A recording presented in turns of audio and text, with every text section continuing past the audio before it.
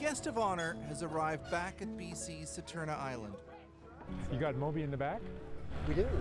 We had a hard time getting Moby in, though. Almost 50 years after his last visit here triggered a series of momentous events.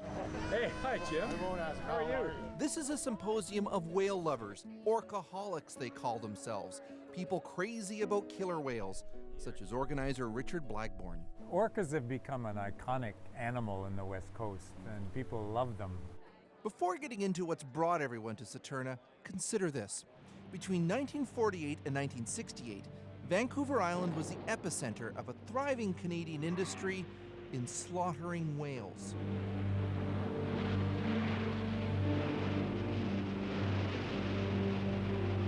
In those 20 years, the whaling community of Cole Harbour processed the carcasses of 10,300 whales, fin whales, right whales, humpback whales, sperm whales, even the mightiest, largest creature on Earth, the blue whale.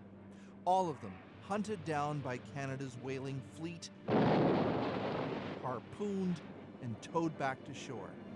A humpback whale, a valuable and increasingly rare species. And so, in 1964, in the midst of all of that killing, began the story of an orca named Moby Doll. That year, British Columbians harpooned, killed, dragged up on the beach, chopped up, and boiled 864 whales, large whales. This was the 865th. Okay, here we go. It was all Murray Newman's idea.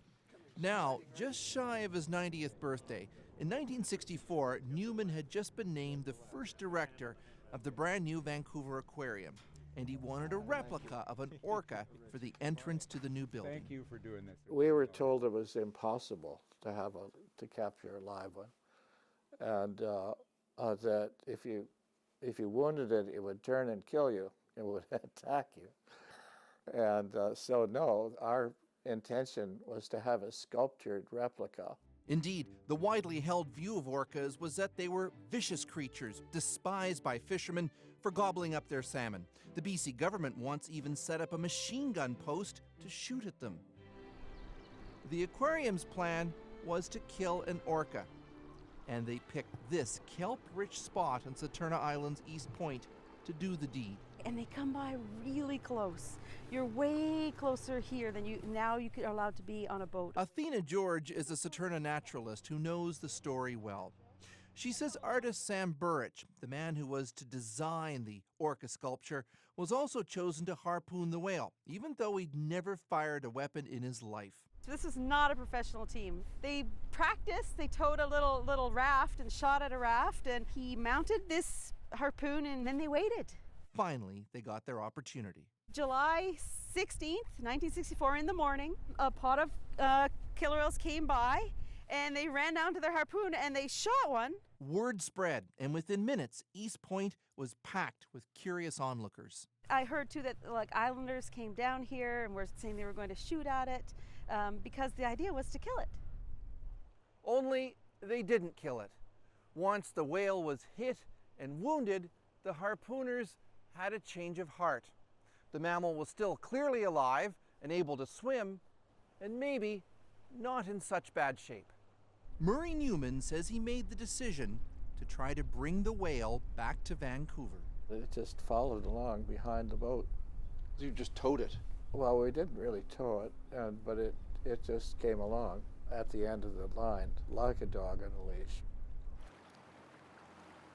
With the harpoon still sticking out of its back, a dry dock normally used for ships was flooded and became the whale's new home. A vivid example of just how little the scientists knew was the name they chose. They thought they were dealing with a female, so a radio contest picked the name Moby Doll, a play on the famous whale from Melville's book. Turns out they were wrong. Moby Doll was actually Moby Dick. The whole city wanted to see the whale. That was the whole beginning of the craze for killer whales. That suddenly it was perceived that these animals really were quite different. Moby Doll was poked and prodded, studied and examined from tail to nose. But things were clearly not going well. Even here, you can see the fungus growing on the whale's skin. After 87 days in captivity, Moby died from the skin disease. Despite the sad ending, a young Murray Newman seemed to appreciate the significance of what had just happened. And I would very much like to capture several of these animals. If I could keep them under good conditions, I'm sure that they would live and be healthy and active, and I think it would be possible to exhibit them to the public. Indeed, that's exactly what would happen in the decades to follow. Moby Doll's capture triggered an incredible global interest in orcas. There was a huge rush on capturing more orcas and exhibiting them in aquariums around the world, which was a difficult thing because it really did deplete the pod. And this is before we knew how many there were. They thought there were thousands of orcas on the coast. And it wasn't until after all of this happened and several years of research by some very interesting people that we learned there were only about 300. 47 of Moby Doll's relatives from the Georgia Strait would eventually be captured and sent to aquariums before the practice was stopped.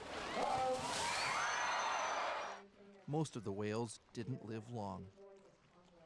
But for all the missteps, Richard Blagborn says Moby Doll represented a crucial turning point in our relationship with whales. Science in those days, what they called science, was mostly science designed to help people catch fish, harvest trees, dig up minerals. The focus was more on that aspect of acquisition and utilization.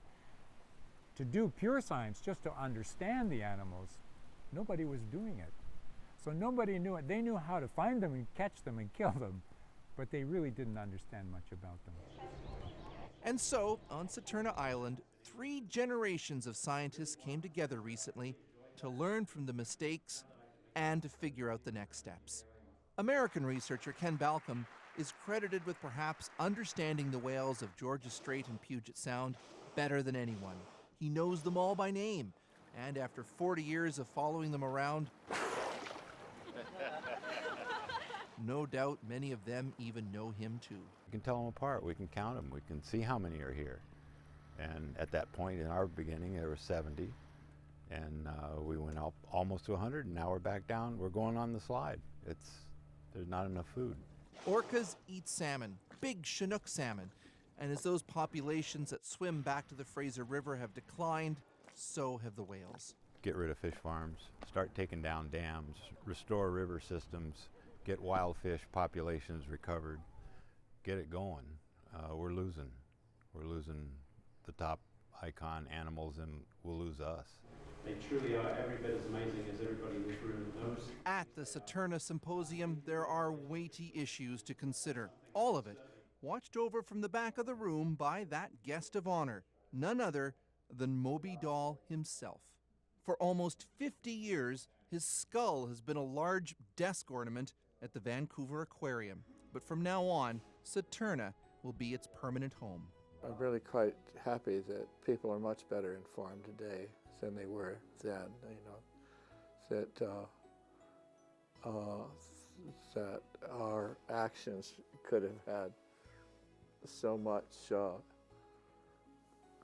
effect on the public, and to such an extent.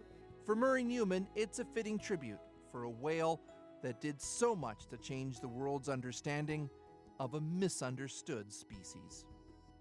Chris Brown, CBC News, on Saturna Island.